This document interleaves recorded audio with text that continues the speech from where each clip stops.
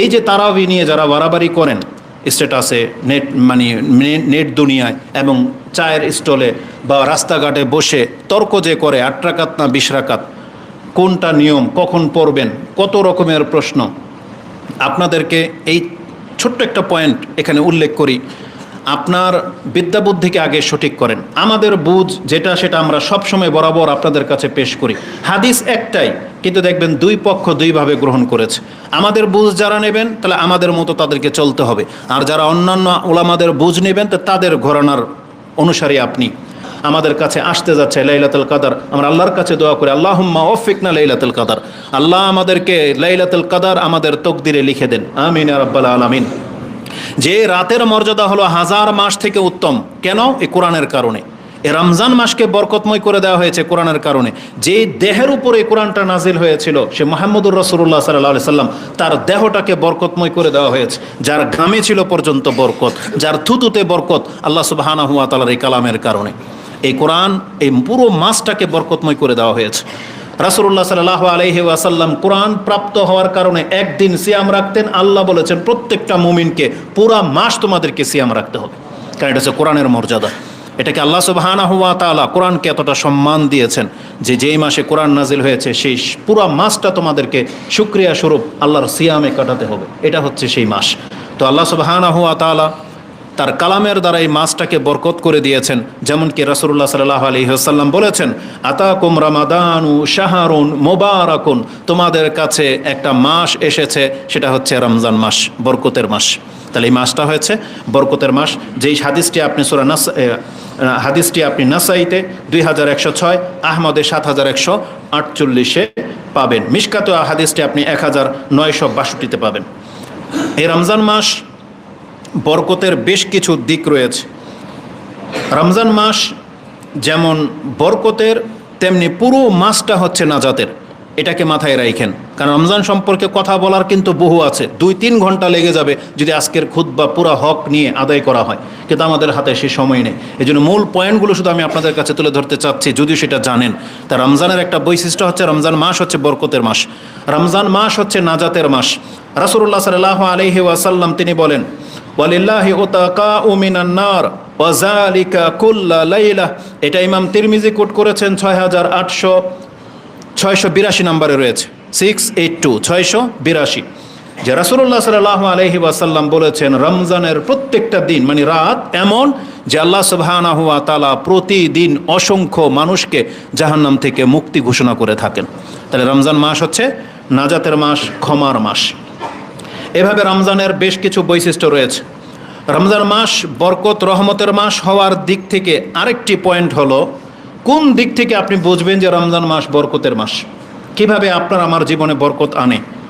খুব সূক্ষ্মভাবে লক্ষ্য করলে দেখবেন রমজান মাসের যে সেহরের সময়টা আছে না, রাসূল বলেছেন তোমরা সাহারি গ্রহণ করো, কারণ ওই সময়ে সেহরিতে পর্যন্ত আল্লাহ বরকতের ব্যবস্থা রেখেছেন।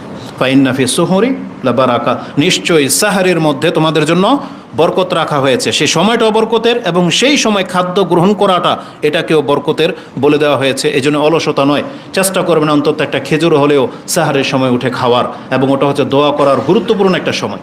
তা রমজান মাস বরকতের কোন দিক থেকে? আল্লাহ সুবহানাহু ওয়া তাআলা এই মাসের কতক ইবাদতে এতটা সম্মান রেখেছেন যেটা আপনার নেকিতে বরকত হবে।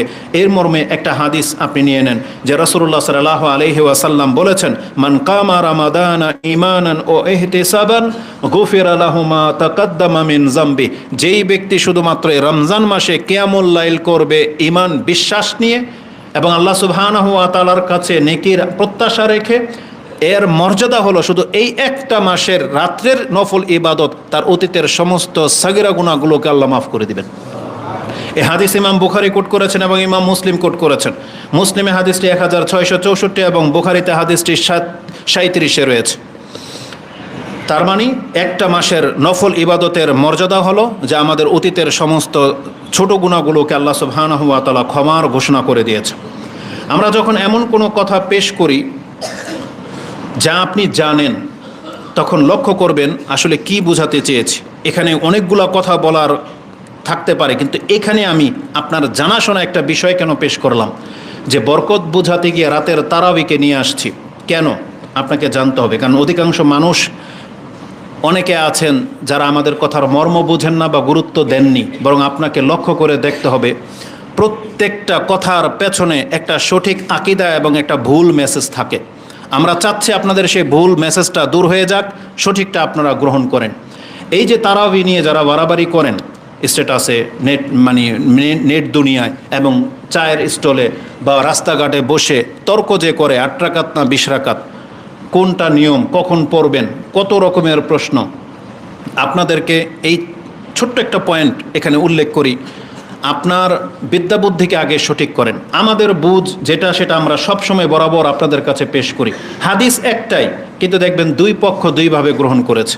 আমাদের বুঝ যারা নেবেন তাহলে আমাদের মতো তাদেরকে চলতে হবে, আর যারা অন্যান্য ওলামাদের বুঝ নেবেন তো তাদের ঘরানার অনুসারী আপনি।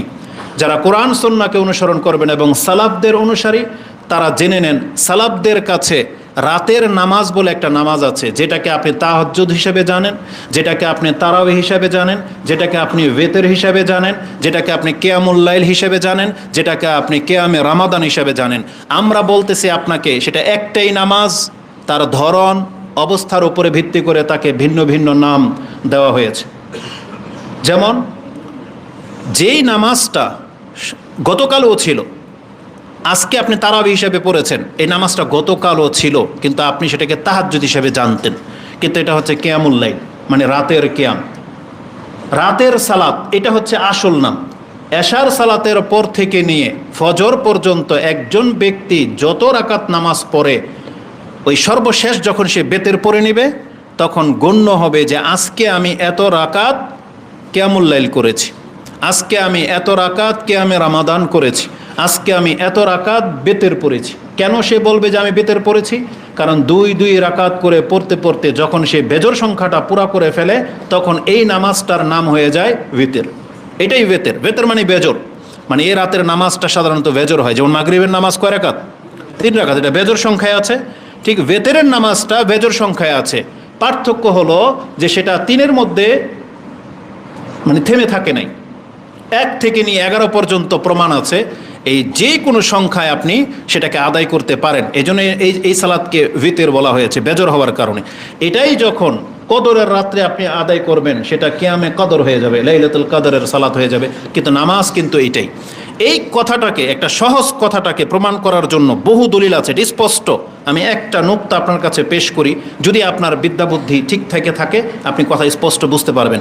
ইমাম তিরমিজি রাহিমাহুল্লাহ তিনি একটা আসার উল্লেখ করেছেন আবু বকর সিদ্দিক রাদিয়াল্লাহু তাআলা আনহু সম্পর্কে, যেটা আপনি 794-তে পেয়ে যাবেন, যে কানা আবু বকর রাদিয়াল্লাহু তাআলা আনহু, তার চরিত্র ছিল ইউসাল্লি ফিল 20 মিন রামাদানা কাসালাতিহি ফি সাইরাস সানা ফাইদা দাখালাল আশরু ইজতাহাদা। মানে কদরের রাতকে পার্থক্য করার জন্য রমজান মাসকে 2 ভাগ করা হয়েছে, 1 থেকে 20 রমজান পর্যন্ত একটা ভাগ, আর শেষের 10 রাত্র আরেকটা ভাগ।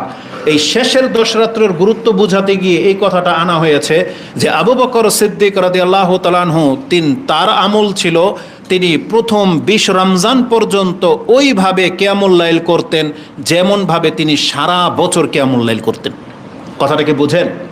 20 রাত্র পর্যন্ত, আমি যদি আমাদের বাংলা ভাষায় বলি, আবু বকর রাদিয়াল্লাহু তাআলা আনহু তিনি 20 রমজান পর্যন্ত ওইভাবে তারাবি পড়তেন যেভাবে সারা বছর তিনি ওই শাওয়াল মাসে, ওই জিলকাদ মাসে, জিলহজ মাসে, মুহররম মাসে, সফর মাসে যেইভাবে তিনি কিয়ামুল লাইল করতেন, যেইভাবে আপনি এটাকে তারাবি বলতে পারেন, এটাকে আপনি তাহাজ্জুদ বলতে পারেন, এটাকে আপনি ভিতর বলতে পারেন, যেভাবে আবু বকর রাদিয়াল্লাহু তাআলা আনহু সারা বছর সারা রাত্রের যে সিস্টেম ছিল, তিনি রমজানের 20 রাত পর্যন্ত ওই একই নিয়মে একই সংখ্যায় তিনি আদায় করতেন। পার্থক্য শুধু করতেন কোথায়? শেষের 10 রাত্রে। সেই 10 রাত তিনি আর ঘুমাতেন না। আর এখানে একটা কথার মধ্যে 3টা জিনিস শামিল, সংখ্যা শামিল, পদ্ধতি শামিল এবং অবস্থাও শামিল। অবস্থাটা কি? যে তিনি সারা রাত জেগে থাকতেন না, কারণ সারা রাত জেগে থাকাটা রাসূলের সুন্নাহ না, বরং শুধুমাত্র শেষের 10 রাত জেগে থাকে, এটা হচ্ছে রাসূলের সুন্নাহ সাল্লাল্লাহু আলাইহি ওয়াসাল্লাম। সংখ্যার দিক থেকে তিনি রাসূল সাল্লামকে ফলো করতেন, যে কিছু সংখ্যক রাত্রে ঘুমাতেন, আবার পরে উঠে তিনি সালাত আদায় করতেন, যেটাকে আমরা তাহাজ্জুদ হিসেবে জানি। মূলত এটা রাতের নামাজ, এটা হচ্ছে কিয়ামুল লাইল। তাহলে আবু বকর সিদ্দিক রাদিয়াল্লাহু তাআলা আনহু তিনি তাহাজ্জুদ আর তারাবিকে পার্থক্য করতেন, এটা প্রমাণ আপনি করবেন। যে আপনার কাছে কি প্রমাণ আছে যে তারা ওই তারাবি পড়তো আলাদা আর তাহাজ্জুদ পড়তো আলাদা। বরং এই জাতি কবে এগুলো থেকে শুধরাবে? একই নামাজ কেন আপনি নিজের উপরে পেরেশানি নিচ্ছেন? যেই নামাজটাকে ইমাম সহজের জন্য আপনাকে জামাতবদ্ধ হয়ে পড়িয়ে দিচ্ছে, আর আপনি বলতেছেন এটা তারাবি, আবার গিয়ে আপনি তাহাজ্জুদ পড়েন।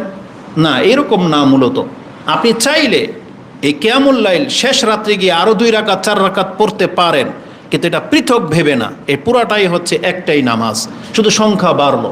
মসজিদে পড়ে গেলেন 8 রাকাত, আর ঘরে গিয়ে আবার যখন 4 রাকাত পড়লেন, তখন আপনি এইভাবে সকালে ব্যক্ত করতে পারবেন না যে আমি 8 রাকাত তারাবি পড়েছি, 4 রাকাত তাহাজ্জুদ পড়েছি। এটাই হচ্ছে অজ্ঞতা। কারণ আপনার নিয়তের মধ্যে সমস্যা, বা শিক্ষাটার ভাষাটার মধ্যে সমস্যা। অথচ উচিত ছিল আপনি বলতেন, হ্যাঁ গতকালকে আমি 14 রাকাত তাহাজ্জুদ পড়েছি, হ্যাঁ জায়েজ ছিল। গত রাত্রে আমি 14 রাকাত তারাবি পড়েছি, চলবে। গত রাত্রে আমি 15 রাকাত ভিতর পড়েছি, চলবে।